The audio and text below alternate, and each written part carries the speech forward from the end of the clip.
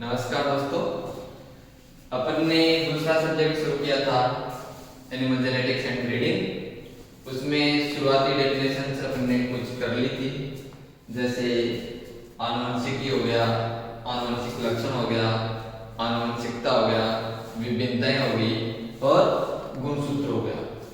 उसके बाद में अपन शुरू करते हैं जीन।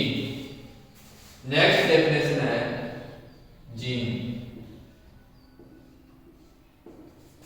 जीन क्या होता है?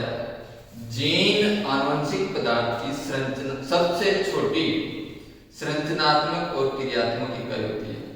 जीन्स आनुवंशिकी की सबसे छोटी संरचनात्मक और क्रियात्मक इकाई होती है, जो गुणसूत्रों पर स्थित होते हैं तथा एक पीढ़ी से दूसरी पीढ़ी में गुणों के वंशानुगति के लिए उत्तरदायी होते हैं और ये जीवों के भौतिक एवं शरीर क्रियात्मक लक्षणों को निर्धारित करते हैं।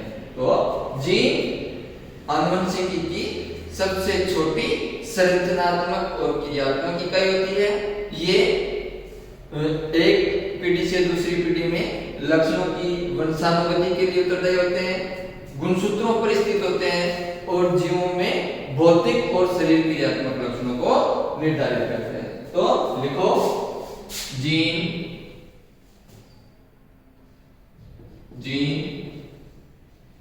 आनुवंशिकी की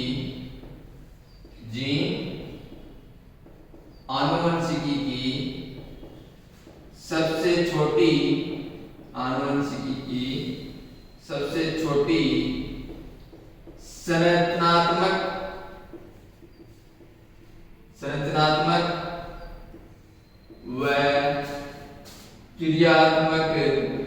संरचनात्मक व क्रियात्मक इकाई है, जो सजीवों में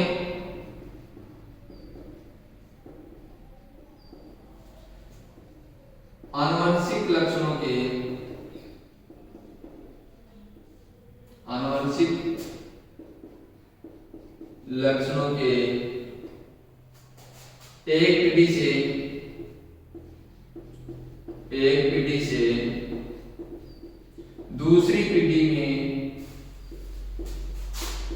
एक पीढ़ी से दूसरी पीढ़ी में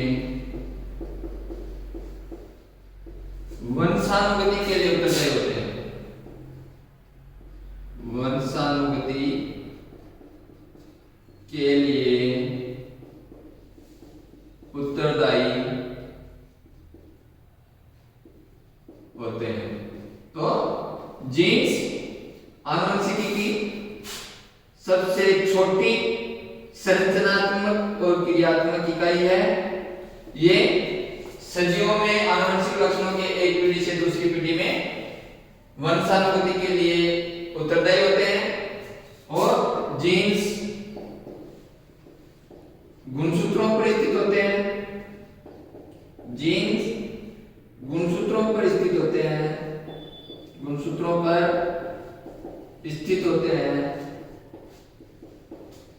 जो जीवों में भौतिक व शरीर क्रियात्मक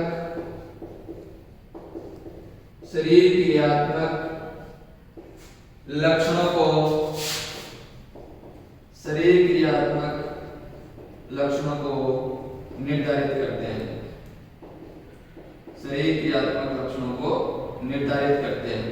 ठीक है, तो जीन्स आनुवंशिकी की सबसे छोटी संरचनात्मक और क्रियात्मक इकाई है।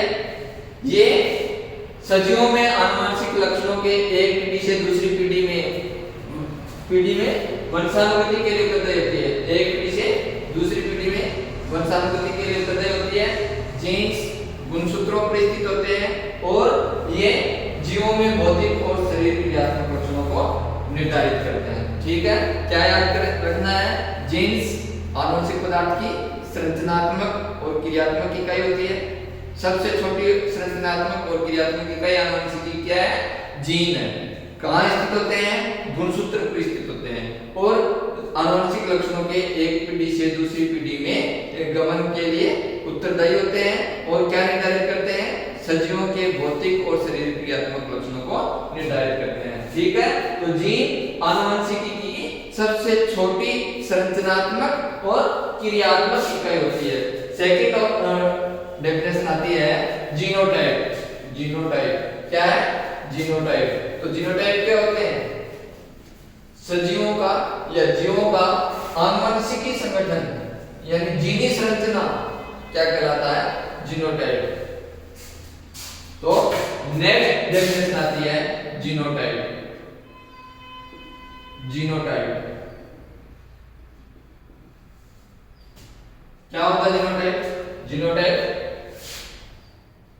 जीवों का आनुवंशिकी संगठन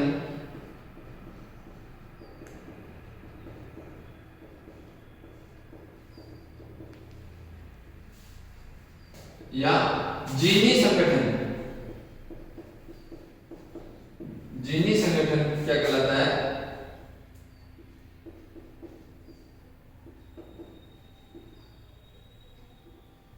जीनी संगठन यानी जीवों का जेनेटिक मेकअप जो होता है, जेनेटिक मेकअप क्या कहलाता है? जीनोटाइप। जीनोटाइप जीवों का आनुवंशिक संगठन या जीनी संगठन या जेनेटिक मेकअप क्या कहलाता है? जीनोटाइप दो प्रकार का होता है। जीनोटाइप होमोजाइगोटिक जीनोटाइप और हेटेरोजाइगोटिक जीनोटाइप। समयुग्मजी जीनोटाइप और विषमयुग्मजी जीनोटाइप। तो जीनोटाइप दो प्रकार का होता है। जीनोटाइप दो प्रकार का होता है। पहला है होमोजाइगोटिक।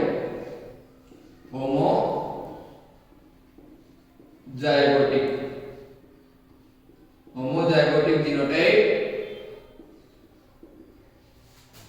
होमोजाइगोटिक जीनोटाइप क्या होता है? जीवों में किसी लक्षण के जीन जीवों में किसी लक्षण के दोनों जीन समान होते हैं तो उसको क्या बोलते हैं? Homozygotic genotype. और दूसरा हेटेरोजाइगोटिक जीनोटाइप।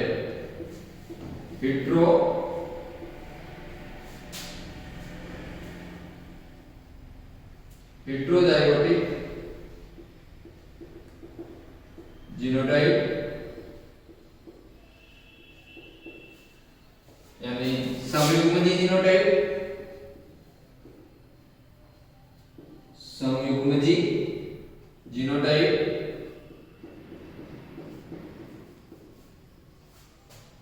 और विषमयुग्मजी जीनोटाइप। विषम युग्मजी जीनोटाइप।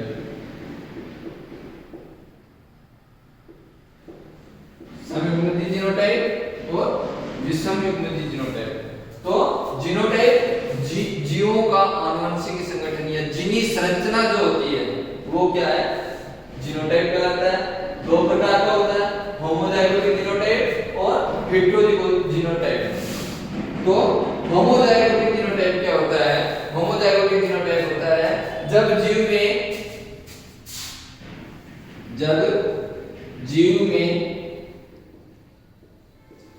किसी लक्षण के दोनों जीन जब जीव में किसी लक्षण के दोनों जीन समान होते हैं, दोनों जीन समान हो तो उसको क्या बोलते हैं? समयुग्मजी जीनोटाइप। यानी जब जीव में किसी लक्षण के दोनों जीन समान होते हैं तो उसको बोलते हैं समयुग्मजी जीनोटाइप। एग्जांपल के तौर पे देखो, समयुग्मजी जीनोटाइप जैसे शुद्ध लंबा इसका जीनोटाइप है कैपिटल टी और अशुद्ध बोना शुद्ध बोना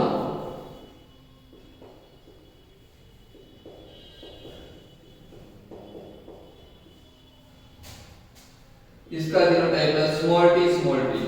यानी समयुग्मजी जो जीनोटाइप होगा वो अपने लक्षण के लिए हमेशा शुद्ध होगा। समयुग्मजी जीनोटाइप अपने लक्षण के लिए हमेशा शुद्ध होगा, शुद्ध लंबा और शुद्ध बौना। तो होमोजाइगस जीनोटाइप क्या होगा? जब जीव में किसी लक्षण के दोनों जीन समान हो तो उसको अपन क्या बोलते हैं? समयुग्मजी जीनोटाइप। और यदि जब जीव में किसी लक्षण के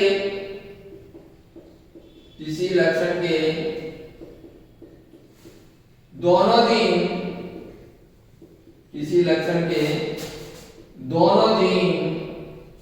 असमान हो उसको अपन क्या बोलते हैं? हेटेरोजाइगोटिक जीनोटाइप। यानी एग्जांपल में अशुद्ध लंबापन,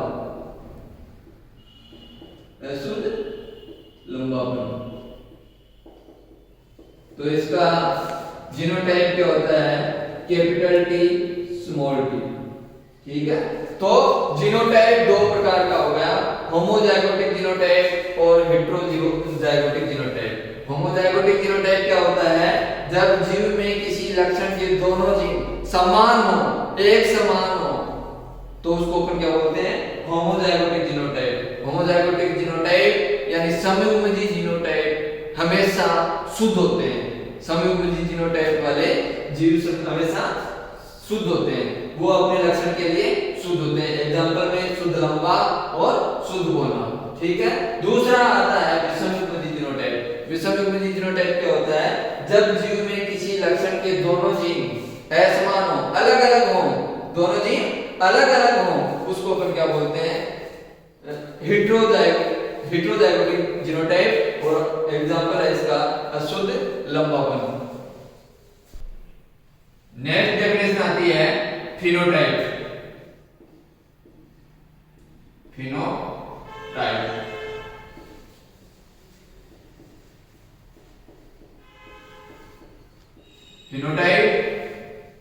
फिनोटाइप क्या होता है? फिनोटाइप किसी भी जीव के बाह्य रूप की संरचना की अभिव्यक्ति, किसी भी जीव के बाह्य रूप की संरचना की अभिव्यक्ति क्या कहलाती है? फिनोटाइप। यानी जो किसी जीव का जो बाह्य रूप अपने को जो दिखाई देता है, बाहर से जो अपन देख सकते हैं जीव को, वो क्या होता है? फिनोटाइप। तो इसमें लिख दो किसी भी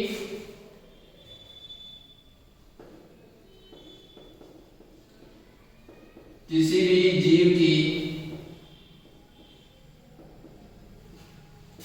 बाह्य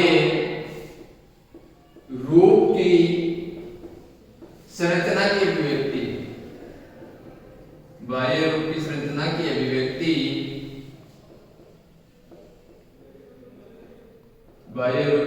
की अभिव्यक्ति फिनोटाइप कहलाता है। क्या कहलाता है? फिनोटाइप कहलाता है। यानी जो अपन बाहर से देख सकते हैं वो क्या होता है?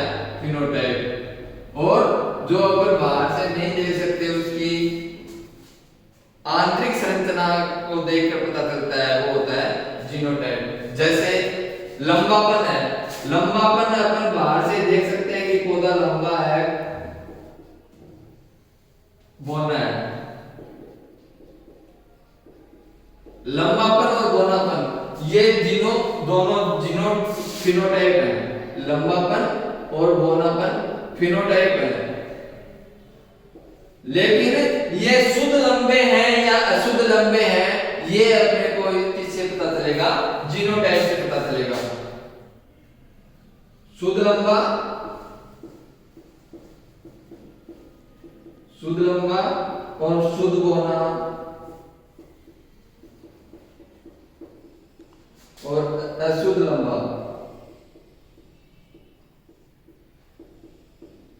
शुद्ध है या अशुद्ध, ये अपने को किससे पता चलेगा? जीनोटाइप से।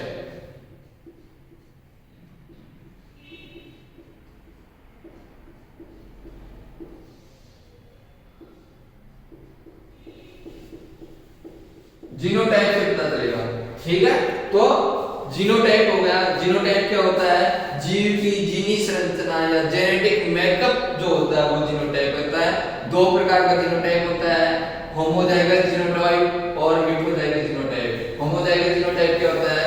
जब किसी जीव के किसी लक्षण के दोनों जीन समान हो और तो उसको बोलते हैं होमोजाइगोटिक जीनोटाइप। और जब किसी जीव के किसी लक्षण के दोनों जीन असमान हो, अलग अलग हो, तो उसको अपन बोलते हैं हेटेरोजाइगोटिक जीनोटाइप। फिर आता है फिनोटाइप। फिनोटाइप क्या होता है? किसी जीव की बाह्य रूप की संरचना की अभिव्यक्ति क्या कहलाता है? फिनोटाइप। यानी किसी जीव को बाहर से अपन देख के जो बताते हैं, बाह्य रूप को देखकर जो बताते हैं, वो क्या कहलाता है?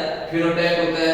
यानी अपन बाहर से देख के ये बता सकते हैं कि ये लंबा है या बौना है, लेकिन शुद्ध लंबा है या अशुद्ध लंबा है या शुद्ध बौना है, ये अपन उसका जीनोटाइप देखकर ही बता सकते हैं। ठीक है, तो फिनोटाइप किसी भी जीव की बाह्य रूप की संरचना की अभिव्यक्ति क्या कहलाता है? फिनोटाइप कहलाता है। किसी भी जीव की बाह्य रूप की संरचना की अभिव्यक्ति क्या कहलाता है? फिनोटाइप कहलाता है। जैसे लंबापन और बौनापन। लेकिन शुद्ध लंबा है या अशुद्ध लंबा है, ये अपने को किससे पता चलेगा? तो ये इसके जीनोटाइप से पता चलेगा। तो नेक्स्ट आता है, एक पॉइंट लिखना है इसमें, जीन, जीनोटाइप, जीन, जीनोटाइप व फिनोटाइप शब्द, जीन, जीनोटाइप व फिनोटाइप शब्द किसके द्वारा दिए गए? जोहानसन के द्वारा। जोहानसन नामक वैज्ञानिक ने दिए। क्या है? जीन, जीनोटाइप और फिनोटाइप तीनों शब्द किसने दिए? जोहानसन नामक वैज्ञानिक ने दिए। नेक्स्ट आता है एलील। नेक्स्ट डेफिनेशन है एलील। एलील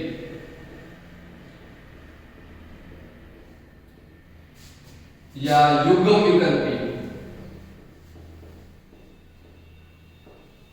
एलील या युग्म विकल्पी। एलील क्या होता है? किसी भी जीन के विकल्प रूप को, किसी भी जीन के विकल्प रूप को अपन क्या बोलते हैं? एलील। तो लिख दो इसमें, किसी भी जीन के, किसी भी जीन के विकल्प रूप को, किसी भी जीन के विकल्प रूप को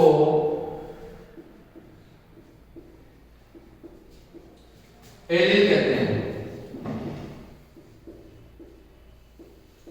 किसी भी जीन के विकल्प रूप को अपन बोलते हैं एलील। जैसे लंबापन है,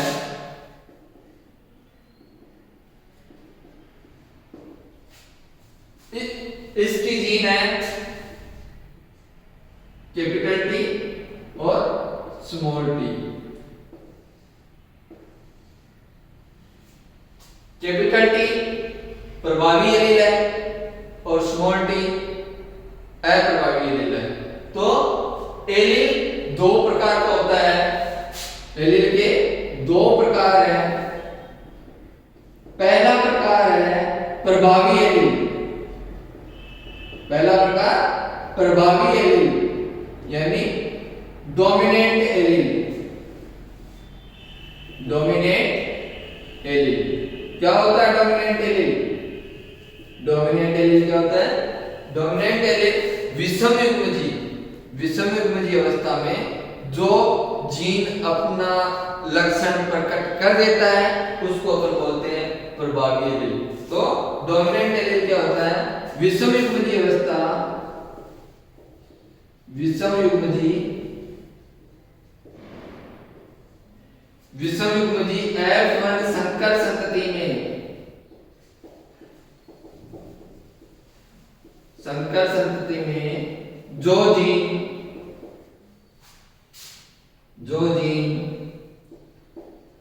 अपना प्रभाव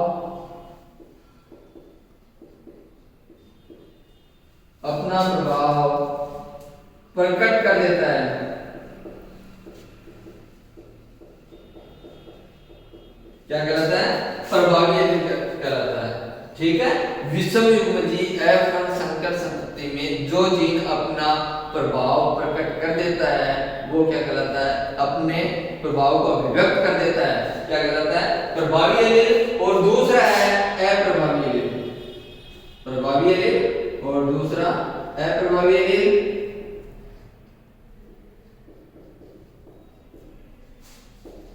रिसेसिव एलील, प्रभावी एलील और रिसेसिव एलील, दो एलील होते हैं जो F1 संकर स्थिति में अपने प्रभाव को प्रकट कर देता है, वो तो प्रभावी एलील हो गया। और जो प्रभावी एलील की उपस्थिति के कारण अपने प्रभाव को अभिव्यक्त नहीं कर पाता, छुपा रह जाता है, उसको तो क्या बोलते हैं? अप्रभावी एलील। तो लिख दो, विषम युग्मजी अवस्था में, विषम युग्मजी अवस्था में या F1 संकर संतति में, F1 संकर संतति में प्रभावी एलील की उपस्थिति के कारण, प्रभावी एलील की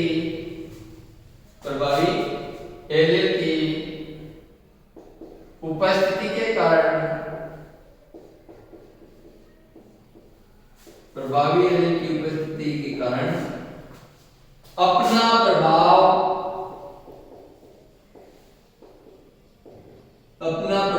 प्रकट नहीं कर पाता, अपना प्रभाव प्रकट नहीं कर पाता, अर्थात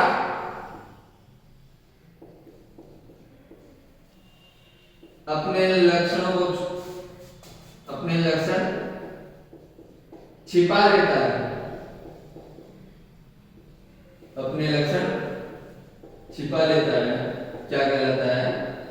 अप्रभावी या रिसेसिव एलील। ठीक है, एलील क्या होते हैं? किसी भी जीन के विकल्प रूप को अपन एलील बोलते हैं। जीन के दो विकल्प रूप होते हैं, एक प्रभावी विकल्प रूप होता है, एक अप्रभावी विकल्प रूप होता है। प्रभावी एलील जो विषम युग्मजी F1 संकर संतति में अपना प्रभाव प्रकट कर देता है या अभिव्यक्त कर देता है, उसको अपन क्या बोलते हैं?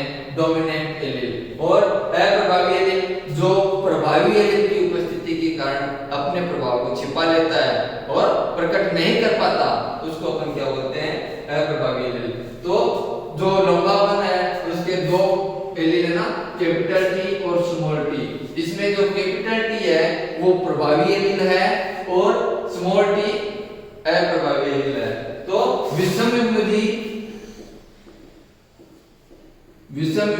एलील कौन से हैं?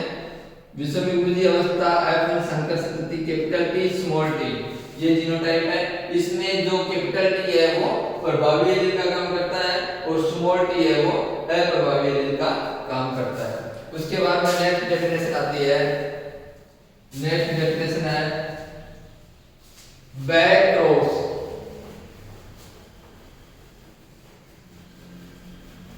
नेक्स्ट डेफिनेशन है बैकक्रॉस। बैकक्रॉस क्या होता है? बैकक्रॉस होता है F1 संकर संतति का P1 PD के किसी भी जनक के साथ संकरण, क्या कहलाता है? बैकक्रॉस। तो नेक्स्ट डेफिनेशन है बैकक्रॉस।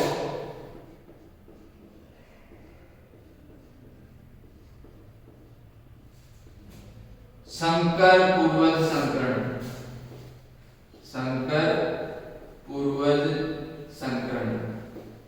तो संकर पूर्वज संकरण क्या होता है? F1 संकर संतति का, F1 संकर संतति का P1 PD के किसी भी जनक के साथ संकरण। तो लिख दो इसमें, F1 संकर संतति का, F1 संकर संतति का P1 PD के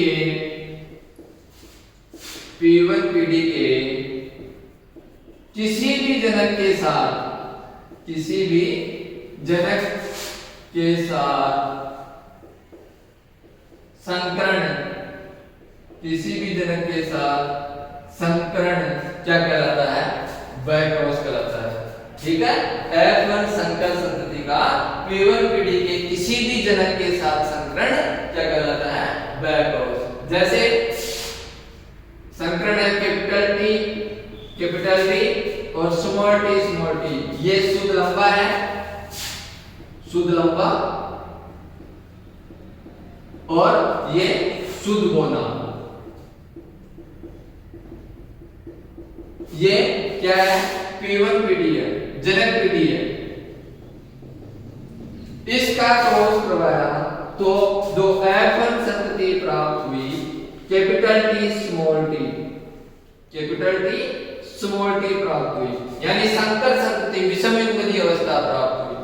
इस F1 संकर संतति का क्रॉस अपन P1 पीढ़ी के किसी भी जनक के साथ करवाएं, चाहे प्रभावी जनक हो चाहे अप्रभावी जनक हो, दोनों में से किसी भी एक के साथ करवाएं तो उसको अपन क्या बोलते हैं? संकर पूर्वज संकरण, बैक क्रॉस। ठीक है, F1 संकर संतति का क्रॉस P1 पीढ़ी के किसी भी जनक के साथ करवाया जाता है। F1 संकर संतति का क्रॉस P1 पीढ़ी के किसी भी जनक के साथ करवाया जाता है तो उसको अपन बोलते हैं बैक क्रॉस। नेक्स्ट डेफिनेशन आती है आउट क्रॉस। नेक्स्ट डेफिनेशन है आउट क्रॉस।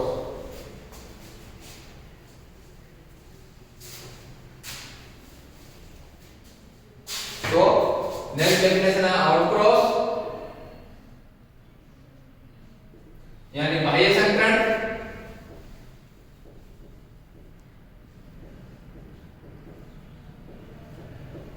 अपन ने बैक क्रॉस पढ़ा, बैक क्रॉस में क्या पढ़ा?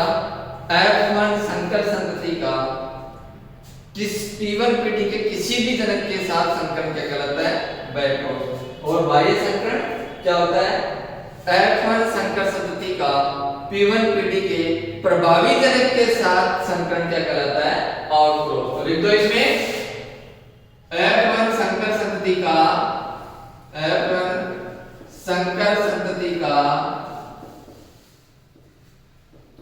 P1 पीढ़ी के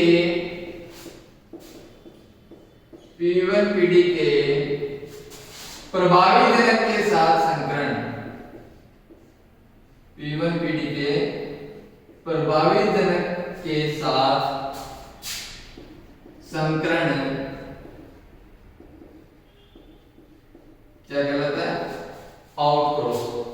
F1 संकर संतति का P1 पीढ़ी के प्रभावी जनक के साथ संकरण क्या कहलाता है?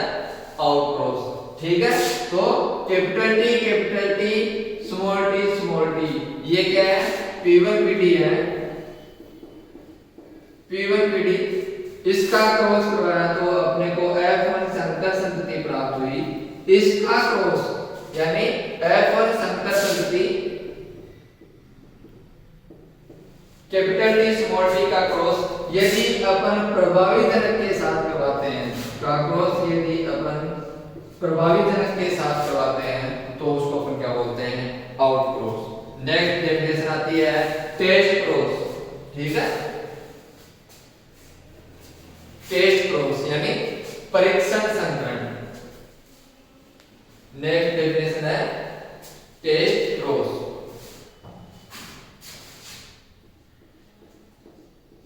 टेस्ट क्रॉस यानी परीक्षण संकरण।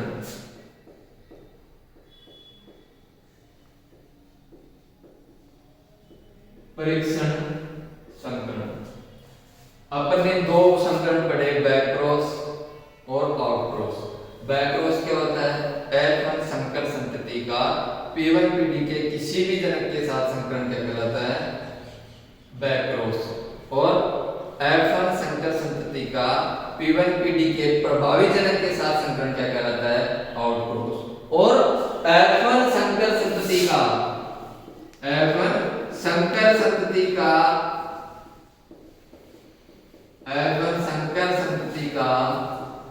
P1 पीढ़ी